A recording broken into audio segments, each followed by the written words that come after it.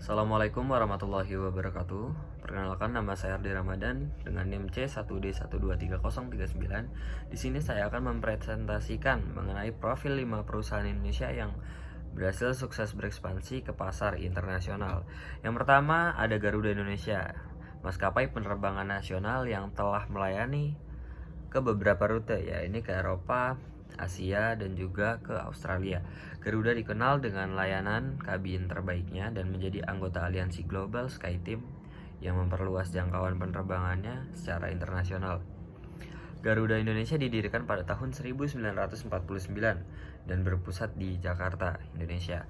Keunggulan globalnya dari Garuda Indonesia yaitu mendapat penghargaan sebagai World Best Cabin Crew selama 5 tahun berturut-turut, fokus pada layanan premium dan kualitas pelayanan, dan juga penyesuaian menu dan layanan sesuai dengan budaya lokal penumpang internasional. Lanjut ke profil usaha yang kedua, yaitu ada Indofood. Indofood khususnya melalui produk Indomie telah diekspor ke lebih dari 80 negara dan sangat populer di Afrika, khususnya Nigeria. Mereka bahkan membangun pabrik di luar negeri untuk memenuhi permintaan lokal dan menyesuaikan rasa sesuai budaya setempat.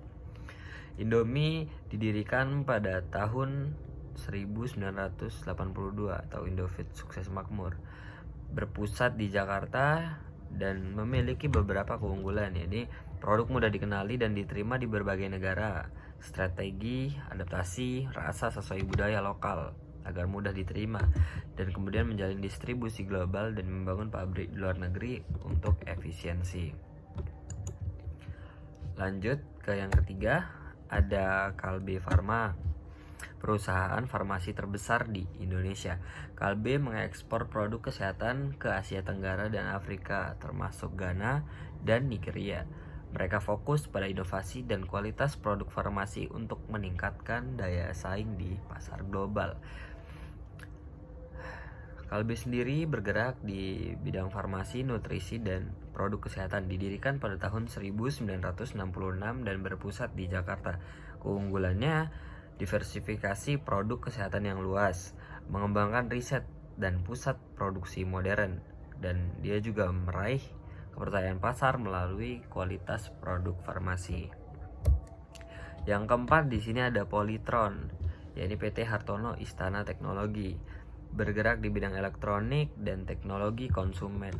Polytron sendiri merupakan perusahaan elektronik dari Kudus, Jawa Tengah. Polytron berhasil menembus pasar Asia Selatan, Timur Tengah, dan Amerika Latin dengan produk-produk seperti televisi, kulkas, smartphone yang inovatif dan juga terjangkau.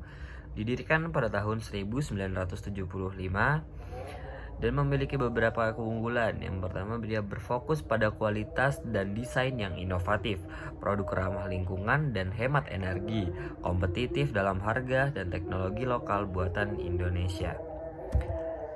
Lanjut, yang kelima atau yang terakhir ada PT Wijaya Karya atau disingkat dengan WIKA, bergerak di bidang usaha konstruksi dan rekayasa teknik, infrastruktur, energi, real estate.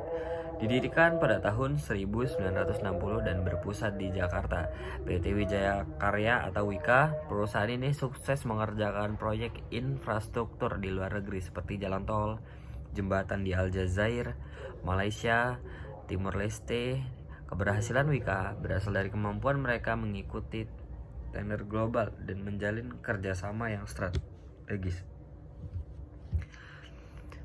Kemudian masih banyak lagi kontribusi PT Wijaya Karya dalam industri global, dan keunggulannya yaitu ia mampu bersaing di tender internasional, kerjasama strategis dengan pemerintah negara tujuan, menerapkan standar internasional dalam proyek-proyeknya.